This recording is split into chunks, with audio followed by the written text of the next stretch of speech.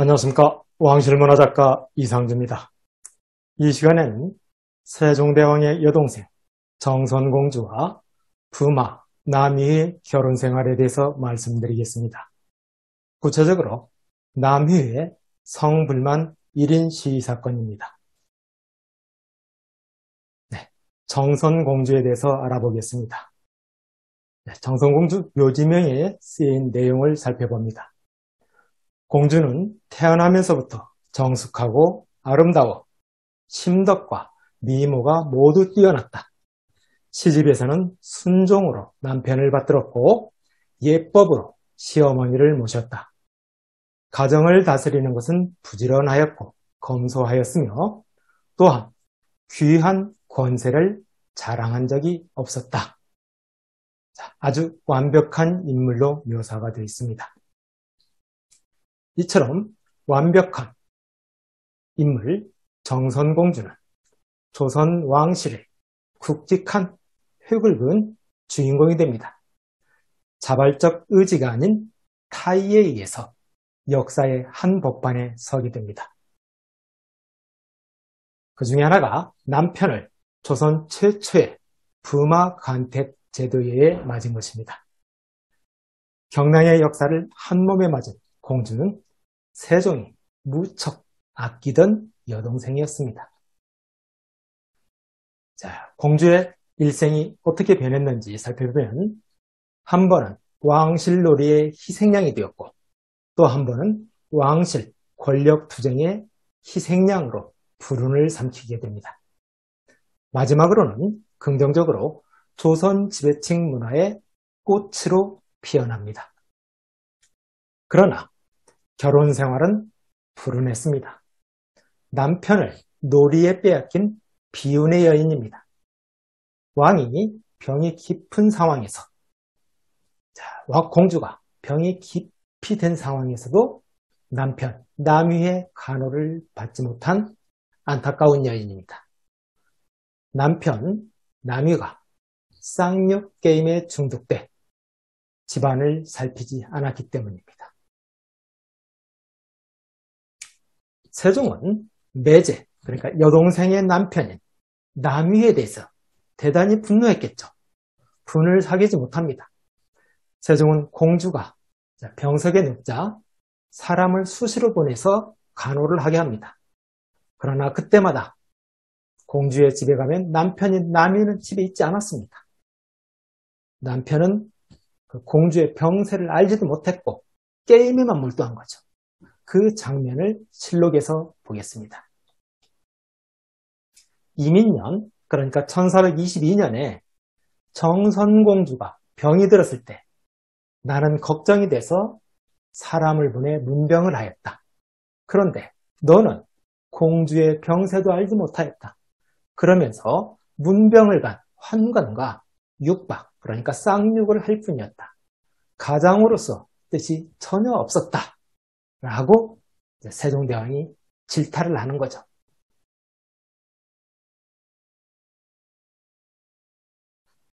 세종은 또 공주가 숨진 뒤 6개월 후에 이 문제를 또 거론을 합니다. 남이를 대단히 심하게 꾸짖죠. 공주의 병 상태도 모르고 심지어 문병은 환관과 쌍욕하는 그런 매제에 대해서 분노가 컸기 때문입니다.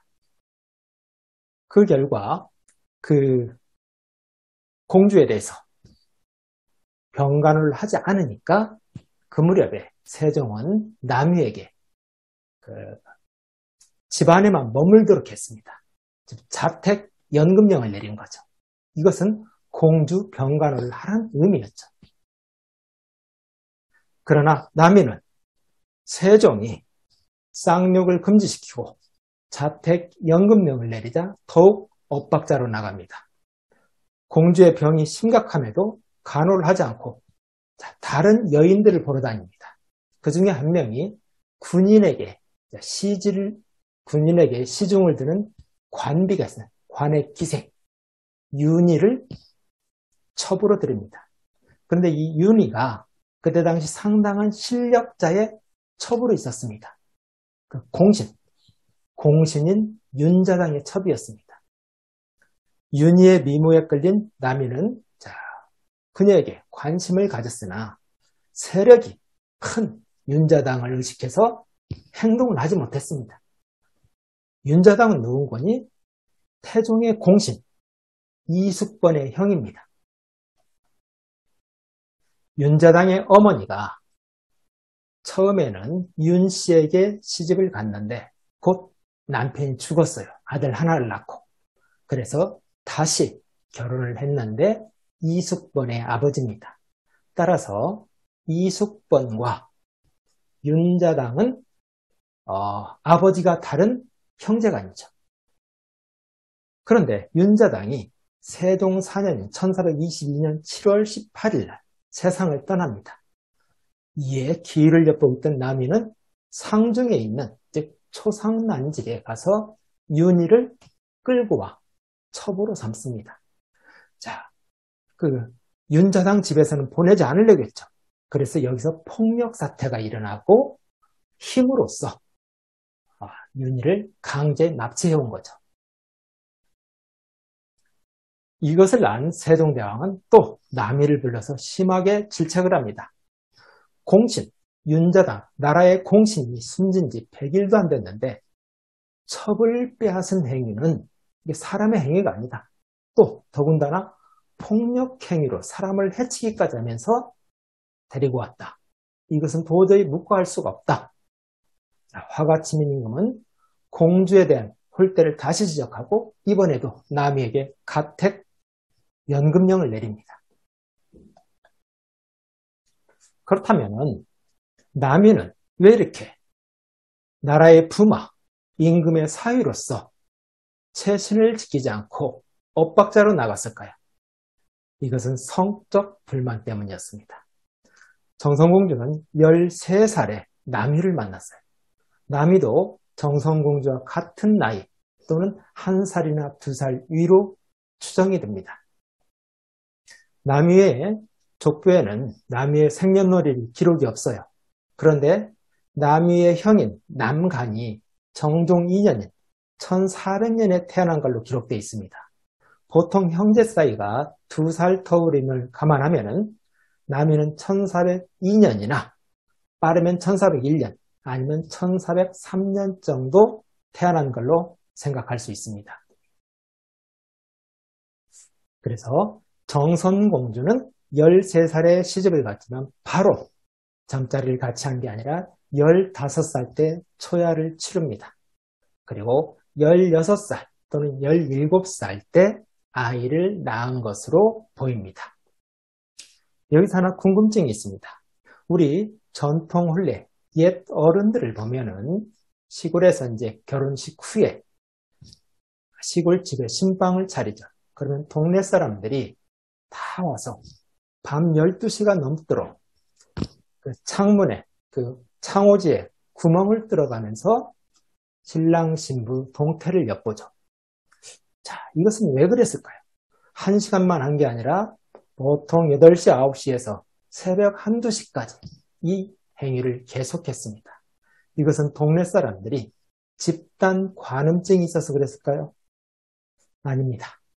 이것은 그때 당시 옛 사람들은 성교육이 제대로 되지 않았기 때문입니다. 즉 삶의 지혜의 한 방편으로 좀 남자의 과속을 절제하는 의미가 있었습니다. 성교육을 받지 않은 남자는 무조건 질주만 하겠죠. 브레이크를 밟지 않고 악셀레이터만 밟다 보니까 과속을 하죠. 과속을 하면은 그 신부는 마음이나 몸의 준비가 되지 않았는데 좀 마음이나 육체적으로 상처를 입을 수가 있습니다. 이 경우 불감증이 돼서 오랜 시간 고생할 수가 있죠. 이에 선조들은 삶의 지혜, 삶의 한 방법으로서 계속 남자의 과속을 경계하기 위해서 문지방에 문에 구멍을 뚫고 계속 남자 행동을 자제를 시켰던 걸로 이렇게 일부에서 해석을 하고 있습니다.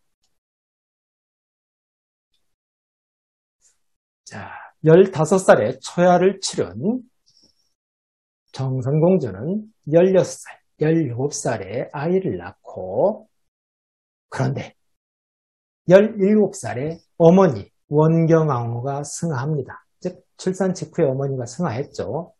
그리고 1년 9개월 후, 2년 후에는 아버지 태종도 유명을 달리합니다.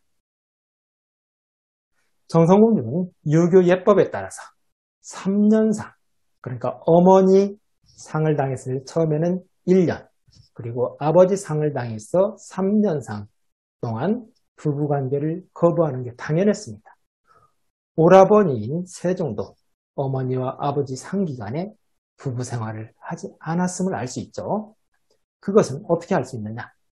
이는 세종대왕이 부모님 상을 당했던 4년 동안에 단 한 명의 자녀도 생산하지 않은 데서 알 수가 있습니다.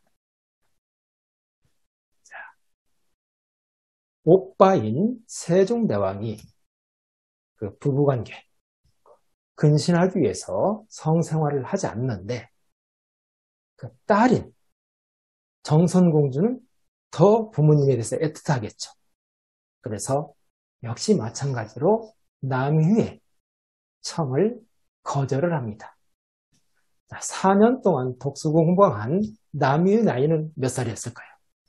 4년 동안 독수공방할 이때 남휘의 나이는 20살 안팎이었습니다. 젊은 남자가 4년 동안 금욕생활 하기는 쉽지 않겠죠.